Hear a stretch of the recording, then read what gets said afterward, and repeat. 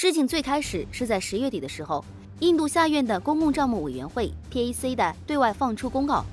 该部的审计人员向印度国防部申请，希望在短期内前往对峙最前线的拉达克地区列城进行调查，而主要目标就是近段时间以来印军在前线的真实情况以及相应的后勤报告、账目数据的核实。当时公告刚放出，印度军方是满口答应，这也让印度下院公共账目委员会信以为真。然而没有想到的是，时间已经到了11月2日，印度媒体 News18 却透露，印度军方已经回绝了这批审计人员的前往调查要求，并表示前线地区正在进行战备行动，不方便给外人观看。而且目前前线的部队正在全面戒备，局势很可能会突然升级，因此国内重要人物不宜前往一线地区。需要注意的是，这与此前截然相反的两种答复也在外界引起不小的争议。一方面，舆论认为，既然认定是局势紧张，那么10月底的时候就不应该进行肯定回复，难不成局势在2天的时间里就改变了吗？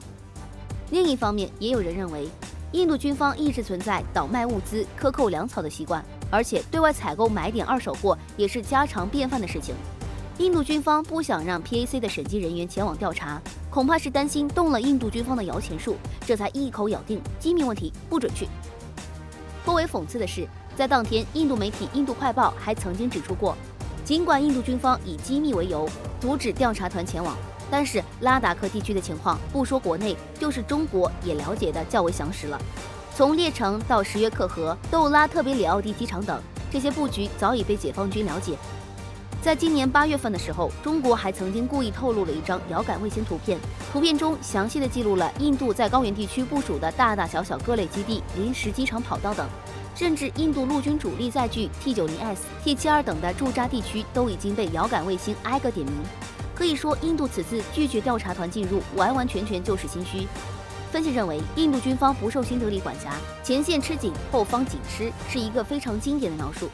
印度高原一线部队缺少防寒物资的事情已经不是1天2天，早在4年前，印度审计署 CAG 就曾经给出过报告，印度高海拔地区后勤存在严重漏洞，物资、帐篷、备装、睡袋严重不足，甚至到了只能用二手货顶替的情况。而在印度军方军需部门的账单中 ，CAG 还发现，预定送往一线的军粮与标准账目不符，前线部队的摄入热量比理论上的低了82%。也因此，在外界看来，印度军方在长达数个月的时间里一直在鼓吹前线物资充沛，能够支撑印度军队在前线越冬，完全是在借着对峙情况中饱私囊。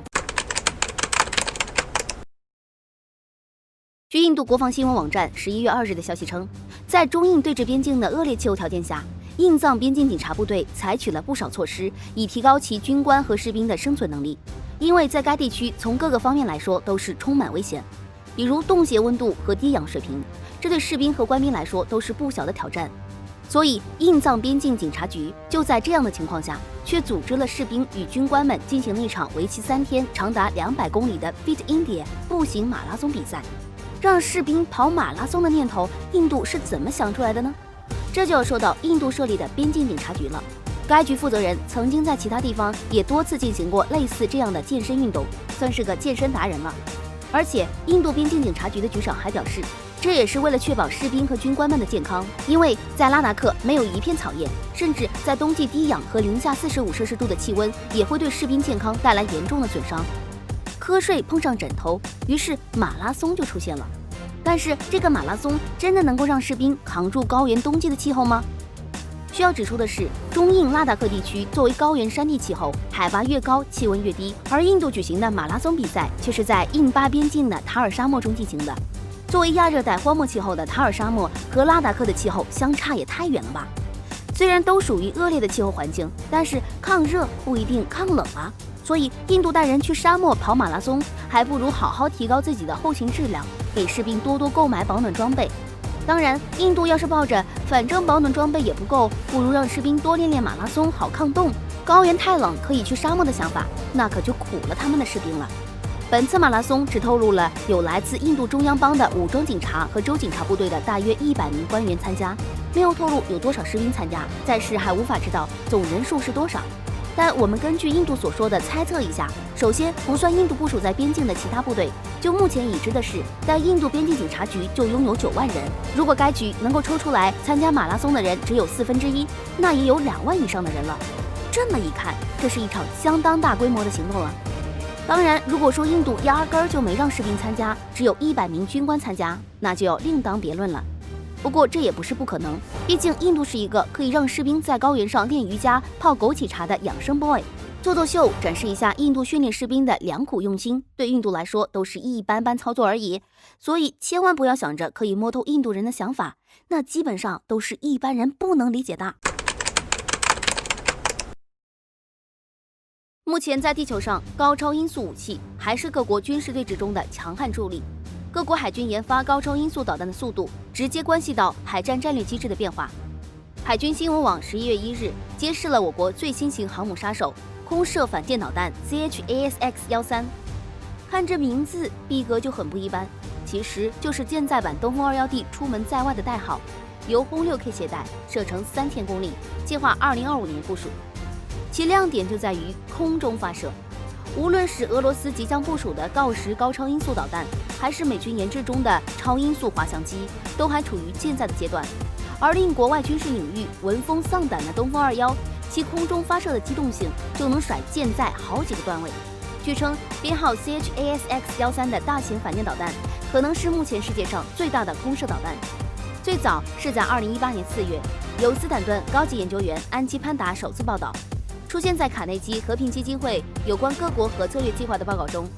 海军新闻报道称，最近中国社交媒体上流出一些清晰直白的图片，为 CHASX-13提供了更为全面的介绍。与此前仅由轰 6K 携带的消息不同，这张图片中 CHASX-13发展出了不同尺寸，与多型火箭发动机上完美适配。分析人士称，这么齐全的导弹尺寸是为高价值军舰、特指航母所准备的。作为一枚反舰弹道导弹 ，CHASX-13似乎还携带高超音速滑翔装置，能够扩大射程与打击范围。美国海军研究所2009年研究显示，如果舰载东风21所携带的弹头足够大，那么面对航母时命中及击毁不成问题。同时，虽然有一些怀疑主义者对东风21的实际性能保持观望，但也承认东风21系列航母杀手的出现，使得美国不再敢轻易派遣航母执行危险的任务，因为在东风面前，无比金贵的航母伤不起，有脆皮。而 CHASX-13据信与地基导弹东风21D关系匪浅。2013年底，俄罗斯军事分析报告指出，要想对付常规高超音速目标，如东风21D，唯一可行的办法就是电子战对策。以2008年美军巡洋舰拦截故障卫星的表现为例，但是对卫星实现拦截并不能说明问题，因为卫星的具体位置和运行轨迹是已知的，而不知道发射点的情况下，10马赫的东风21D的行踪不可能预先观测。闻风丧胆的美国航母只能通过电子对抗技术寻求逃离的办法。总体而言，无论 CHASX-13以哪种尺寸出现，棒状轰炸机都将大大增加其整体战略打击半径。而如果是轰 6M 进行空中加油之后， CHASX-13必将飞得更高，行得更远。因此，对于美方意图实行军事封锁的第一岛链威胁，这将是战略反攻的第一步，同时也能够在太平洋和印度洋的广阔海域上形成战略防御与威慑的屏障。而作为航母杀手的投射者，魔改轰6也不仅限于 CHASX-13，各种型号的反舰导弹都能兼容投递。据英国天空新闻网在10月30号的消息显示，美军因在阿富汗、叙利亚、伊拉克等地的多次空袭事件，造成了大量无辜人员伤亡。为此，国际刑事机构尝试介入调查此事，不过美军倒是一向霸道惯了，反而开始威胁制裁参与调查的国际刑事机构。不过，虽然尚未公布具体数据，但美军却先开口承认自己在行动中误杀了近1500名无辜者。然而，让外界感到惊讶的是，虽然美军承认了自己在轰炸行动中存在失误，但是在对于误杀无辜者这件事情的原因上却进行狡辩。根据美国军事时报在10月30号的说法，五角大楼方面表示，美军在中东地区为和平做出了强有力的贡献，打击了极端组织的活动。遗憾的是，美军在中东地区因军事行动导致平民被杀死，但这是因为当地民众没有配合美军的军事行动。真不愧是美国，说起谎来也是脸不红心不跳。难怪此前蓬佩奥在美国一所大学进行演讲的时候，十分肯定地称赞撒谎、欺骗、偷窃，这才是美国不断探索进取的荣耀。可以说总结得十分到位了。需要注意的是，因为本身作为侵略者，在中东地区肆意妄为、胡乱轰炸，当地民众中除开带路的绝大多数人都对美军心生愤恨。为此，在阿富汗、伊拉克、叙利亚等地，民众主动站出来反击美军的事情也并非少数。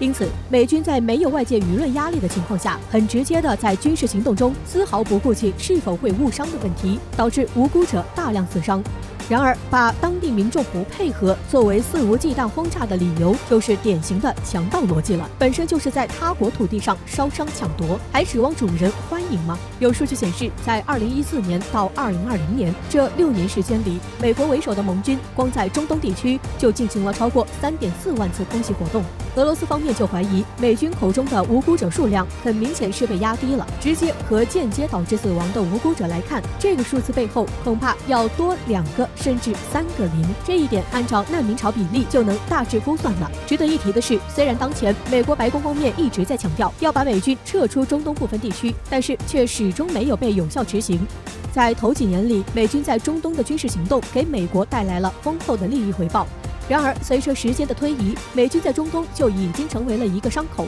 每分每秒都在流血，军费、装备、后勤补给、部队轮换、抚恤金等等都是在烧钱。美国五角大楼当真不清楚吗？显然不是。很大一部分原因是美军上下及其众多承包商已经把中东地区当成了自己的摇钱树。